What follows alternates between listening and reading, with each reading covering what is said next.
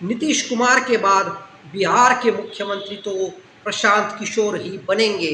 ना तेजस्वी ना भारतीय जनता पार्टी का कोई नेता, अब मुख्यमंत्री की बारी प्रशांत किशोर की है। ऐसा शोर और ऐसा माहौल बिहार के भीतर बनने लगा है। लेकिन इसमें सत्य कितना है या सिर्फ ये ऊपर ऊपर की बातें हैं? बिहार में क्या हाल बा, यही इस वीडियो में जानने की पूरी कोशिश करेंगे। नमस्कार दोस्तों, रविराज जाधव नाम है हमारा और हम स्वागत करते हैं आप सबका। तो पहला मुद्दा है, क्या सच में जनसुराज बिहार के भीतर सरकार बनाने जा रही है? अब हम जनसुराज को यदि अरविंद केजरीवाल जी के आम आदमी पार्टी के साथ जोड़े तो उसी प्रकार की बातें जनसुराज भी करने लगी है।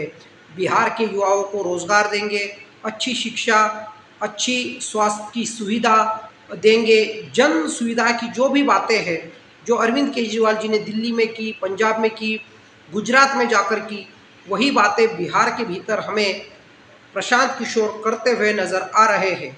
लेकिन जो अरविंद केजरीवाल जी का करिश्मा दिल्ली में और पंजाब में चला, तो बिहार में क्या प्रशांत किशोर का चलेगा? अब देखिए, गुजरात में जाकर अरविंद केजरीवाल जी ने जब चुनाव लड़ा तो उनके पार्टी ने 13% वोट प्रतिशत लिया।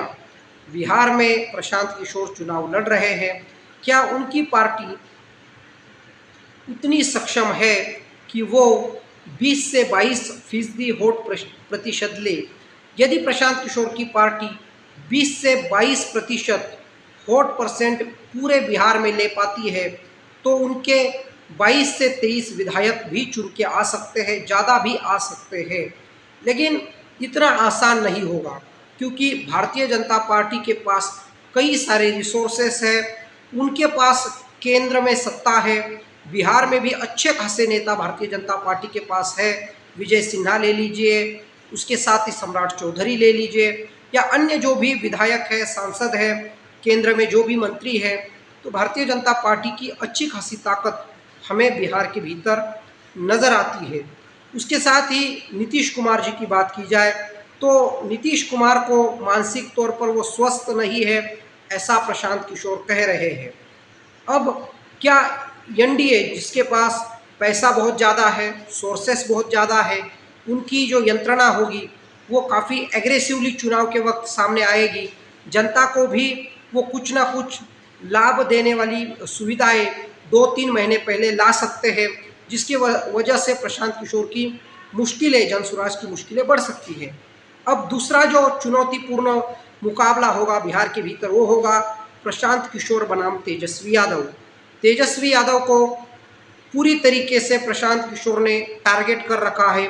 उन्हें 9वीं फेल बार बार प्रशांत किशोर कह रहे हैं और इसी वजह से ऐसा लगता है कि प्रशांत किशोर की जो पॉपुलैरिटी है वो इंक्रीज भी हुई है तेजस्वी यादव को टारगेट करने की वजह से। दूसरी बात यह है कि प्रशांत किशोर जो है वो यादव समाज को कह रहे हैं, जिस समाज से लालू यादव आते हैं, कि यादव समाज की या खुद के समाज की कहाँ लालू यादव को पड़ी हुई है। वो तो सिर्फ स्वयं के परिवार को देख रहे हैं, स्वयं के बेटे को भविष्य, स्वयं के बेटे का भविष्य देख रहे हैं। तो इस प्रकार की बातें प्रशांत किशोर लालू यादव और तेजस्वी यादव के बारे में बोल रहे हैं।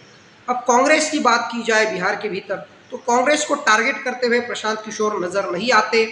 लेकिन जब भी उन्हें कांग्रेस के बारे में सवाल किसी भी पत्रकार द्वारा पूछा जाता है तो वो कहते हैं कि पिछलग्गू पार्टी है, जो आरजेडी कहेगी, राष्ट्रीय जनता दल कहेगा, वही कांग्रेस पार्टी करेगी। जितना लालू यादव परिवार भीख में सीटें देगा कांग्रेस पार्टी को, उतनी ही सीटें वो लड़ेंगे। उनका कोई अस्तित्व नहीं है, वो तो मुकाबले में भी नहीं है। तो बी टीम सीधे तौर पर आरजेडी की कांग्रेस को कह रहे हैं। उसके साथ ही कांग्रेस के नेता कन्हैया कुमार की तारीफ करते हुए भी हमें प्रशांत किशोर नजर आते हैं। वो बोल रहे हैं कि कन्हैया कुमार बिहार के भीतर एक प्रभावशाली नेता है, एक सुलझे हुए समझदार नेता है और अच्छे व्यक्ति भी है। लेकिन तेजस्वी यादव और आरजेडी कन्हैया कुमार जी से डरती है। तो साफ तौर पे दिख रहा है कि आरजेडी और कांग्रेस पार्टी के बीच में फूट डालने की कोशिश प्रशांत किशोर करते हुए नजर आ रहे हैं।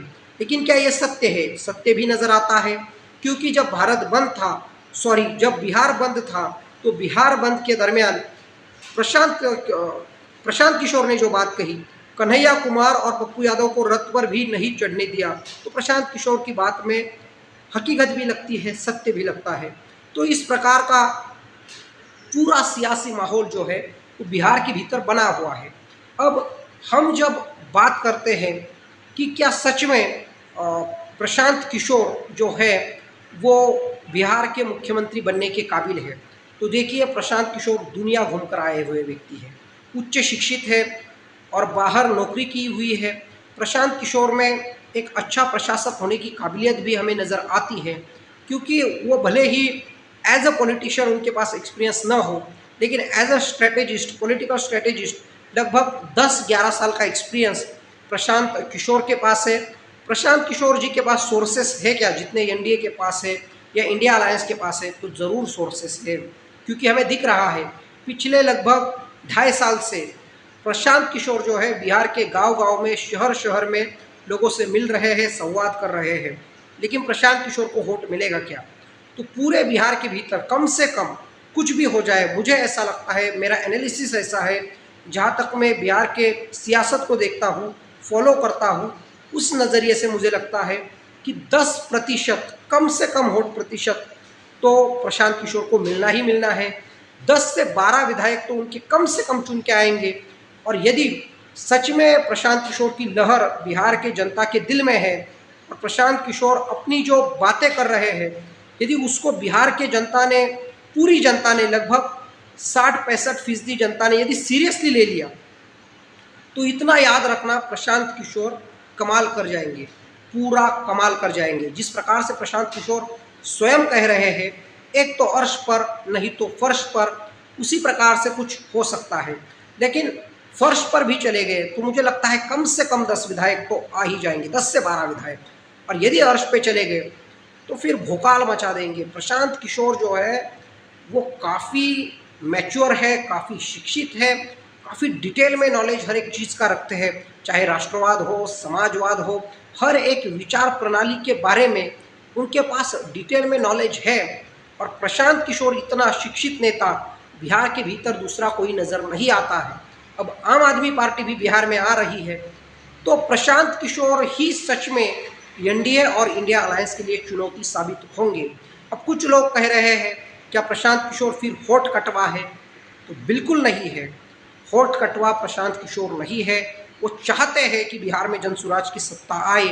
अब जिस प्रकार की बातें उन्होंने की है, पलायन रोकने के बारे में, शिक्षा के बारे में, उसके साथ ही चिकित्सा के बारे में, किसानों के बारे में, जो भी बातें प्रशांत किशोर ने की है, यदि वो सत्ता में आ जाते हैं, उस पर वो कायम रहते हैं, तो सच में बिहार में एक अच्छा खासा डेवलपमेंट हो सकता है। लेकिन व्यक्तिगत तौर पे मुझे ऐसा लगता है कि नीतीश कुमार को 20 साल लगभग बिहार ने सत्ता दी, कांग्रेस को भी कई साल बिहार ने सत्ता दी, यादव परिवार ने तो काफ़ी साल बिहार के ऊपर शासन चलाया, जिसे जंगल राज भी कहा गया उनके विरोधियों द्वारा। तो इन सबको जितने मौके देने थे उतने तो बिहार ने दे दिए। अब कुछ नया करते हैं, कुछ नया सोचते हैं, किसी नए इंसान को मौका देते हैं, तो ज़रूर 100% मुझे ऐसा लगता है कि वो व्यक्ति कोई दूसरा नहीं है तो प्रशांत किशोर है। क्योंकि नई सोच, नया विकल्प, नई कार्य पद्धति, उसके साथ ही बिहार की जनता जाएगी, तो ऐसा लगता है कि बिहार का थोड़ा बहुत ही सही लाभ हो सकता है। और यदि प्रशांत किशोर अपनी बातों पर कायम रहते हैं तो बहुत बड़ा लाभ बिहार को मिल सकता है। तो ये सब है।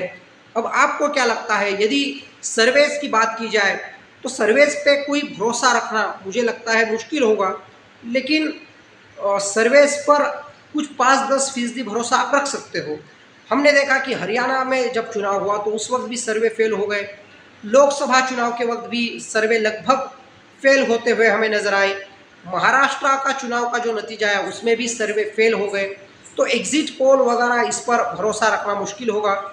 लेकिन क्या प्रशांत किशोर भी खुद को छोड़ते हुए किसी दूसरे को मुख्यमंत्री बनाएंगे, ये भी हम कह नहीं सकते। प्रशांत किशोर के सामने क्या ऑप्शंस हो सकते हैं चुनाव होने के बाद? यदि वो सत्ता में आते हैं तो उनके पास पहला ऑप्शन होगा खुद को मुख्यमंत्री बनाना, दूसरा ऑप्शन होगा खुद बाहर रहकर सरकार को चलाना लेकिन किसी और व्यक्ति को मुख्यमंत्री बनाना जो उनका ट्रस्ट हासिल किया हो, वो व्यक्ति वो उसे बना सकते हैं चीफ मिनिस्टर बिहार का। उसके साथ ही और एक ऑप्शन प्रशांत किशोर के पास हो सकता है, यदि उन्हें कुछ सीटें मिलती है, मेजॉरिटी नहीं मिलती और आरजेडी और कांग्रेस या भारतीय जनता पार्टी या नीतीश कुमार वो मेजॉरिटी से यदि बाहर रहते हैं, उन्हें उतनी सीटें नहीं मिलती है, जिस प्रकार से दिल्ली में अरविंद केजरीवाल जी ने किया था कि उनके पार्टी को मेजॉरिटी नहीं मिली तो कांग्रेस को साथ में लेकर वो पहली बार दिल्ली के मुख्यमंत्री बने, उसी प्रकार से प्रशांत किशोर भी क्या पता चुनाव के बाद किसी के साथ चले जाए। राजनीति है और राजनीति में कुछ भी संभव है, विशेष तौर पर भारत की राजनीति में तो कुछ भी संभव हो रहा है। हमने देखा है कि नीतीश कुमार किस प्रकार से यहाँ से वहाँ, वहाँ से यहाँ जाते हुए हमें नज़र आ रहे हैं। तो प्रशांत किशोर भी एक पॉलिटिकल स्ट्रेटेजिस्ट है, उनका पॉलिटिकल माइंड किस प्रकार से बिहेव करेगा चुनाव के बाद वो कहना मुश्किल है, लेकिन प्रशांत किशोर मुख्यमंत्री बनने के काबिल है क्या? तो मैं कहूँगा बिल्कुल काबिल है। यदि तेजस्वी यादव, प्रशांत किशोर, नीतीश कुमार इन तीनों के बारे में बात की जाए तो सबसे काबिल व्यक्ति कोई है बिहार का मुख्यमंत्री बनने के, तो वो निश्चित तौर पे 100% प्रशांत किशोर है। आपको क्या लगता है बिहार के सियासत के बारे में? क्या सच में प्रशांत किशोर बिहार के मुख्यमंत्री बनेंगे? कमेंट बॉक्स में ज़रूर बताइएगा और वीडियो देखने के लिए खूब खूब धन्यवाद।